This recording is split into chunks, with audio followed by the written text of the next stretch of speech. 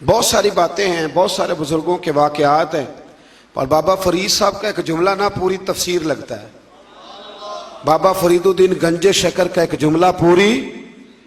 بابا صاحب بڑے زبردست قاری تھے قرآن پاک کے۔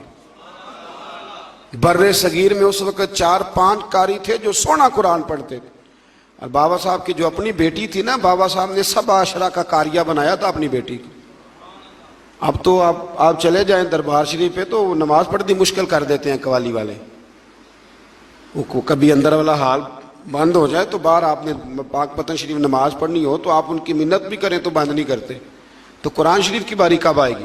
بابا فرید الدین مسعود گنج شکر کیا ایک واقعہ اس آیہ مبارکہ کے حوالے سے گویا واضح باتیں کھولتا ہے۔ بڑی دور سے ایک عورت آئی تو اس نے کہا میرا بیٹا گڑ بڑا کھاتا ہے، تو حضرت صاحب بیمار رہنے لگ گیا ہے۔ کو پتہ ہے نا، ہمارے ماں باپ تو یہی کہا کرتے تھے کہ ٹافیاں نہ کھاؤ، وہ دانت نکل جاتے ہیں، حالانکہ انہوں نے جب نکلنا ہوتا ہے وہ نکل ہی جاتے ہیں، پر بزرگ بھی جو کہتے تھے وہ ٹھیک ہی فرماتے تھے۔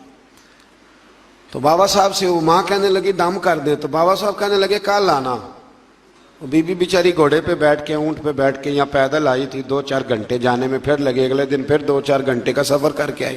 بابا جی دم کر دیں، گڑ بڑا کھاتا ہے۔ تو بابا صاحب نے پشت پہ ہاتھ پھیرا، پیار کیا، دم بھی کیا، اور بچے سے کہنے لگے پتر گوڑ نہیں کھانا آج کے بعد، بہت زیادہ کھانا نقصان دہ ہوتا ہے۔ بی بی کو بڑا غصہ آیا کہ یہ 2 جملے کہنے تھے تو کل ہی کہہ دیتے، کل فرما دیتے، اتنا سفر کیوں کرایا؟ تو جب اس کے آپ نے باڈی لینگویج دیکھی اور چہرے کے تاثرات دیکھے تو فرمانے لگے تجھے غصہ آ رہا ہے نا کہ کل کیوں نہیں کہا؟ کہنے لگے بالکل آ رہا ہے۔ فرمانے لگے کل اس لیے نہیں کہا کہ جب تو آئی تھی نا اس وقت میں نے بھی راج کے گڑ کھایا تھا اور پورا مزہ لے کے کھایا تھا، میں تو ویسے بھی گند شکر ہوں، میں نے کھل کے گڑ کھایا تھا، تو اب چونکہ تیرے بیٹے کو نصیحت کرنی تھی تو پھر کل سے لے کر اب تک کھایا نہیں، کل سے لے کر اب تک کھایا نہیں۔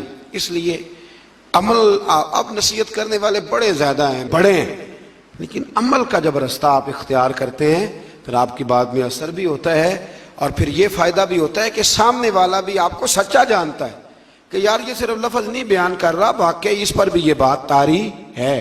اللہ تعالی ہمیں توفیق عمل نصیب فرمائے۔